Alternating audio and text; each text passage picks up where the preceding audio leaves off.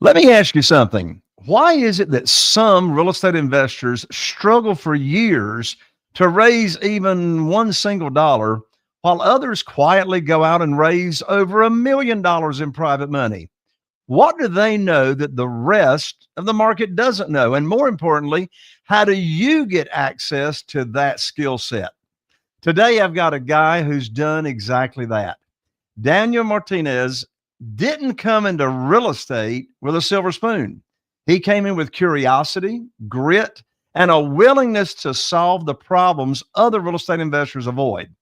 He's participated in more than $19 million in transactions, built his business around land deals, notes, creative finance, private money, and cleaning up the messy stuff: title issues, taxes, liens, heirs, squatters, all the headaches that nobody wants.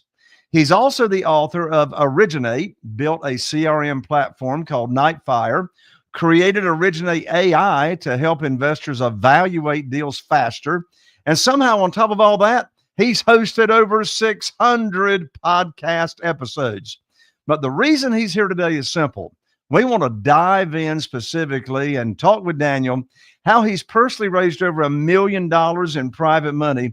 We're going to break it down exactly how he did it, step by step, word for word, mindset, and execution. So buckle up, because if you've been telling yourself you can't find the money, Daniel is about to take away that excuse forever. Welcome to Raising Private Money, the only podcast for real estate investors who want to fund their deals without relying on banks or credit or using their own cash. I'm Jay Conner, the Private Money Authority. I'll show you how to get private lenders begging to fund your next deal, because every good deal starts with the money. You're going to meet my guest, Daniel, right after this. If you're a real estate investor and are wondering how to raise and leverage private money to make more profit on every deal, then you're in the right place. On Raising Private Money, we'll speak with new and seasoned investors to dissect their deals and extract the best tips and strategies to help you get the money, because the money comes first. Now here's your host, Jay Conner. Well, hello there, Daniel. Welcome to the show. Thanks for having me. I'm excited to be here. Yes, I'm excited to have you, Daniel. Thank you for having me on your podcast as well. Well, you've raised over $1 million in private money. What was the very first step you took to actually move the needle and start raising the money? The first thing is talking about what you do. If no one knows what you do, they're not gonna trust you. No one trusts you. So I think the first thing is just being upfront of what you do and how you do it, and people will ask questions from there, and it kind of opens the question. But if you never talk about what you do and how you do it, no one's ever going to ask the question. Well, that's true. How do you start conversations or bring up the topic with someone that you're talking to? A lot of it is there's a lot of deals and opportunities out there, but never enough capital. And a lot of people that have a lot of capital don't want to put in the effort to find deals, and they're just looking to invest passively, depending on how much capital they have. So it's usually a combination of the two, and just making the right connections and asking questions. And hey, this is what I do full time, and I have more opportunity that I need more help acquiring and taking down. Right. Yeah, I started raising private money, Daniel, back in 2009 is when I started using private money. And I tell you what, I found out very, very quickly, and it's still true today, and that is there's more money than there are deals. I've got a problem. Right now, I've got over $1.2 million in private money, what I call just sitting on the shelf, waiting for my private lenders are waiting for me to put it to work. And that's one of the reasons that I focus on raising the private money first, right? And you and I may have talked about this on your show, but you have probably heard the gurus stand on stage and tell real estate investors to just get the deal under contract, the money will show up, right? You've heard that. Absolutely. And that is bad advice. That is bad advice. It's like, Okay, how's the money going to show up? Is like a drone going to fly over your front door and drop a bag full of money after you've gotten the deal in the contract? And, it's just downright stressful to try to go find money when you've got a deal in the contract and you need it. And it's just so much more easier, in my experience, to talk about private money, the opportunity that I have, without having any kind of a deal associated with that conversation. Has that been your experience? It's a lot of conversations to get up to that point. 100%. I'm always raising capital with different people, buyers, contractors, people in my network, and it's not that I bring it up conversation. It's more of just networking. Hey, what are you doing? How are you doing it? Do you have enough deal flow? Are you looking for more opportunities to invest into certain transactions? So it's kind of having just open-ended conversations, and it takes a lot of time to build that trust, months, years, to get there. So it's just having open conversations and always kind of brushing the subject, because there's always opportunity out there if you're looking for it. Sure. And as you said, you're simply sharing with people what you're doing, what you've got going on.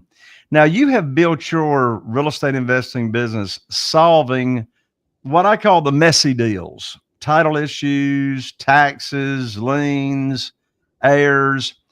How is it that you got attracted to, say, the messy real estate deals and really make that your expertise? I've just started doing that over the last year, so I'm not saying I'm an expert. I've done a few transactions. I've learned a lot from Logan Fulmer. He's the person that teaches this out there, so I can't say I've learned and done all this myself. I've learned a lot from Logan. So it's just been practicing doing and keeping an eye on transactions like that. So, like I said, I've done a few already, so they've done very well. So just.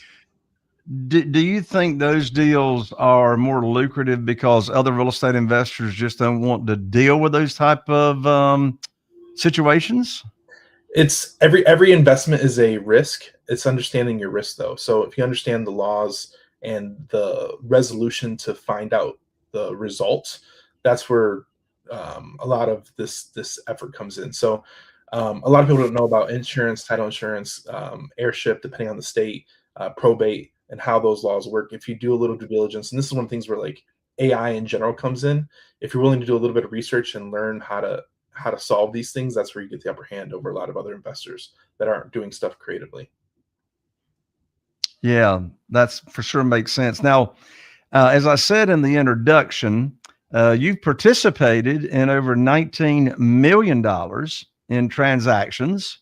That's a lot of big dollar transactions there. How did your experience, say, with notes and with land play into raising private money? Can you raise private money for notes? Can you raise private money for land? How does that work? Absolutely. So a lot of times with land, it doesn't cash flow. So there's a lot of, if you're bringing private capital, there's no proceeds to pay out. And it's almost like a flip. You buy a flip, you buy a house, you remodel it, and then you sell it. Land is essentially the same thing. We buy land, we might subdivide it, or we might just straight flip it and put it on the market. With notes, the good thing about notes, if you're doing private capital with notes, is there's actually income to disperse, because usually the borrowers are paying back monthly. So if with notes, it's kind of a different sector, but you do get cash flow without having to deal with ownership. If you're familiar with the capital stack in real estate, ownership has the most risk, because it's the highest part of the capital stack, whereas first position deed security is always high priority, which is where the bank likes being. Essentially, that's where we're investing in. We're investing in first position notes secured by good real estate with low equity with good borrowers. Yeah, that's the same thing that I do as well. How important would you say, Daniel, is mindset? Was there some kind of mindset shift that was required for you to believe that you were worth being funded, or was there any kind of mindset shifts that you had to go through before you actually started raising private money? Absolutely. It comes down to a confidence thing. It's confidence and being honest of what you're doing and how you're doing it. So number one is, if you don't have an experience, say I don't have experience, And usually the people that have experience doing it are the lenders. Most of the lenders that are out there, they have experience doing maybe flipping, maybe land, maybe notes, and they have a lot of experience in what you're trying to do. So they're usually the best person to help you get into that niche. And it's just being upfront and honest with them of what you're doing and how you're planning to do it. And usually a good capital partner just doesn't bring the money. They bring advice and tips and tricks. So I think not all money is good money, but if you find the right person to work with that's going to bring maybe more than just capital, that's a great money partner to work with, and you should be looking for those. Got it. Now, you've probably heard the saying, a confused mind does not make a decision. And so what I'm talking about is that private lenders, they care about clarity, right? They want to understand what's going on. So what kind of advice from your experience in raising private capital, how do you simplify complex deals so the lenders understand it, they feel safe, especially when the deals involve title issues or maybe some creative structures? A lot of it is doing an easy deal first. Most people aren't going to invest in a troubled transaction up front on the first run. So a lot of times you're using your own private capital and you build a track record doing that. Then you can bring in private capital. Here's what I did similar to this in this transaction, and here's what I would use your capital for in this instance. And you just keep presenting the option. Right now, what I do is a lot of people aren't interested in, not necessarily interested, but they're not. Notes are like an unknown space in real estate, so a lot of people understand it. So I have to have a lot of conversations about notes in the note space just to kind of educate them, because a lot of people don't know anything about it. So it's more of an education process. Hey, here's an opportunity I have now. Here's the capital I'm looking for. Here's what the last person did, and I'll let you know if you're not interested in this one. I might have an opportunity moving forward, but I'll let you know when it comes. But this is generally what it looks like. So it's having that same conversation over and over again of how this transaction would work, whether it's them or somebody else. Got you. Now, in the introduction, I talked about how you created Originate AI to help investors evaluate deals faster. Yes. So I'm really interested in hearing about that. What is it? How does it work? What kind of information does it give? What kind of information do you have to put in it to get back? And, how does it help the real estate investor make a decision? So a lot of times it's kind of AI is the hot topic right now, and there's a lot of people that they want to utilize it in their business, but they don't have a system or process for it. So I made a couple different versions of Originate AI, and it can be used for different things. So like I made one for notes. I can make one for a flipping business or a wholesale business, and it can be internally in their platform where lead comes in. There's AI tools out there that can cold call now and kind of cold prospect leads. So there's a lot of innovation out there. So I'm always trying to stay on the edge of what's coming and what can be done, just to kind of provide those resources. Like I said, I'm more working on the underwriter side of creating an AI agent underwriter. So if anyone's interested in doing that, I can do that for your business. But mostly it's just keeping up with trends and how to integrate it into your business and automating as much as possible, because I believe in the future, there's going to be AI agents that will call, prospect, sell, convert your lead, and underwrite it all in a process. And that ability is coming out very soon. Yeah, it's just amazing and mind-blowing as to what AI has done, how it's grown, how it's, morphing. I mean, just within the past 2 years. Absolutely. And it's getting faster and faster and faster. Absolutely. It's amazing. It's amazing to see it work. Daniel, let's come back to the topic of private money. I'd like for you to walk us through an actual deal that may come to mind that you funded with private money, the story behind that deal, start to finish, so the listeners here to the show can understand the sequence, what happens first, what happens second. How does a private money deal for you work and look from start to finish? A lot of it is you find the opportunity, and it could be from wholesalers or if it's from your own internal marketing.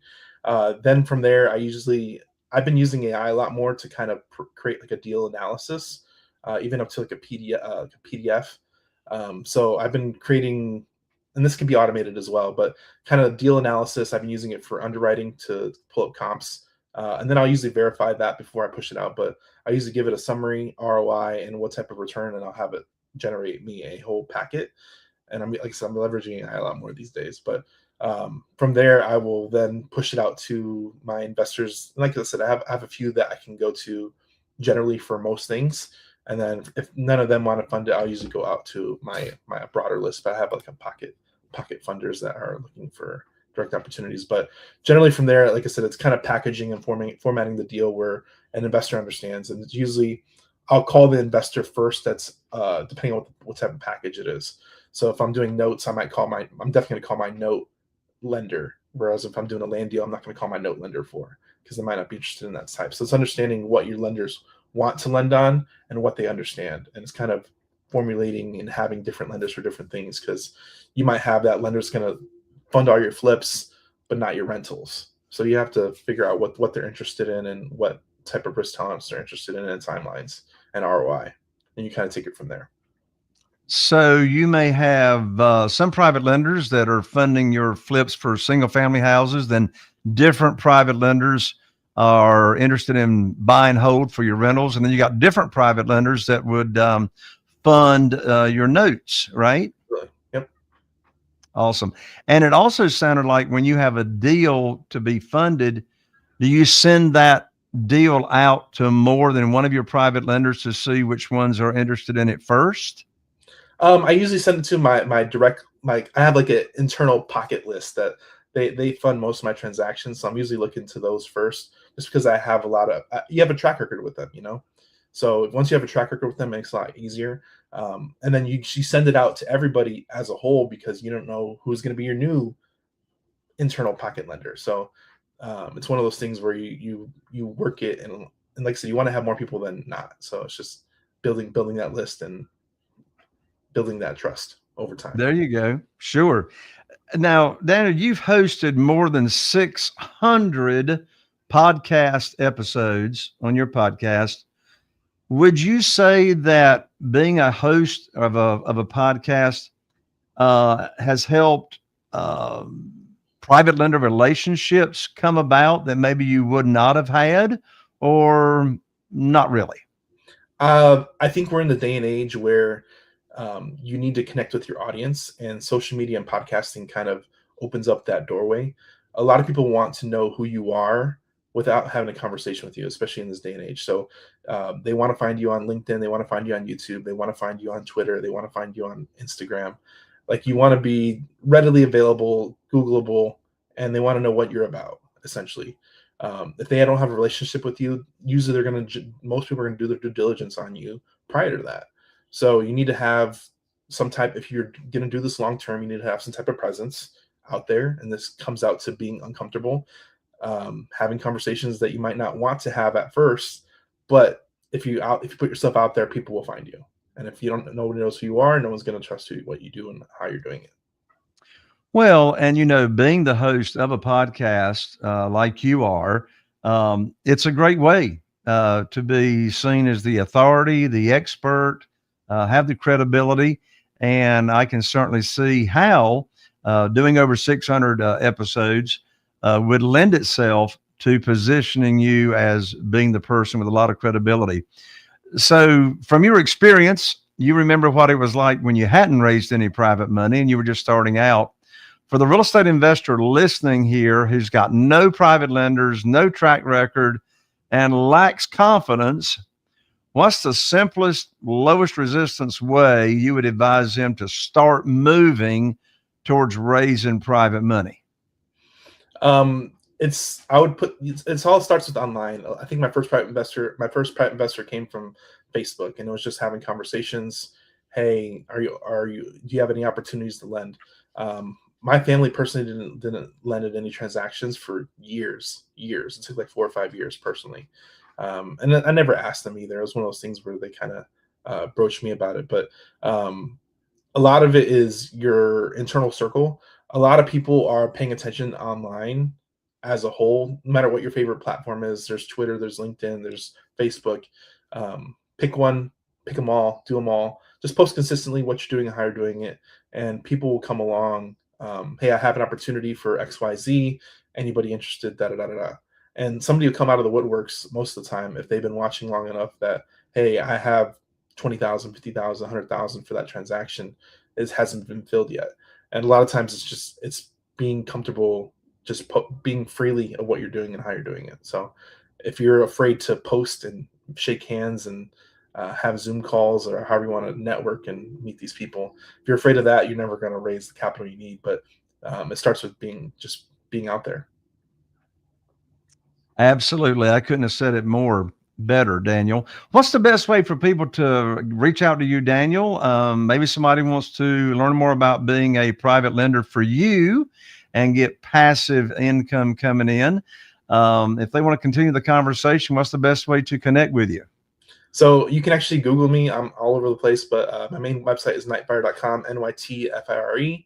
And then you can email me at admin, ADMIN, at nytfire.com. It's probably the best way to get a hold of me.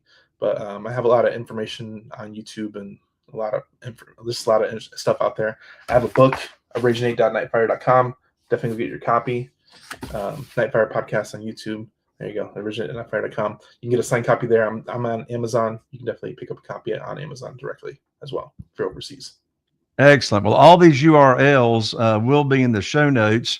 And again, Daniel's website, Nytfire, it's spelled a little bit differently, www.nytfire.com, Nytfire.com. Daniel, thank you so much for joining me here on Raising Private Money. Thank you so much. I appreciate your time. For everybody here, go take some action and go deliver some results to your investors. Thanks, guys. Love it. All right, everybody, there you have it. If you've been sitting on the sidelines telling yourself that you can't find the money, well, Daniel just proved that you can. No fluff, no theory, actual steps, real conversations, and his mindset that gets private lenders to say yes and move forward. Daniel, thanks for breaking this down today. Your ability to simplify complex deals and messy deals, actually show investors how to create value. That's the stuff most people never talk about. And for those of you listening, your next move is simple. Take one thing Daniel shared here on the episode and put it into action today, this week. Make the call, start the conversations, share the opportunity, tell people what you're doing. The money is out there just waiting on someone confident enough to share the opportunity. So if you got value from today's episode, make sure you hit subscribe, leave a review, and share this episode with another real estate investor who needs to hear it. This is Raising Private Money. I'm your host, Jay Conner, and I'll see you right here on the next episode. Now go raise some private money. Are you feeling inspired by the knowledge you gained in this episode? Then head over to jconner.com/moneyguide. That's jconner.com/moneyguide and download your free guide that shares 7 reasons why private money will skyrocket your real estate investing business right now. Again, that's jconner.com/moneyguide to get your free guide. We'll see you next time on Raising Private Money with Jay Conner.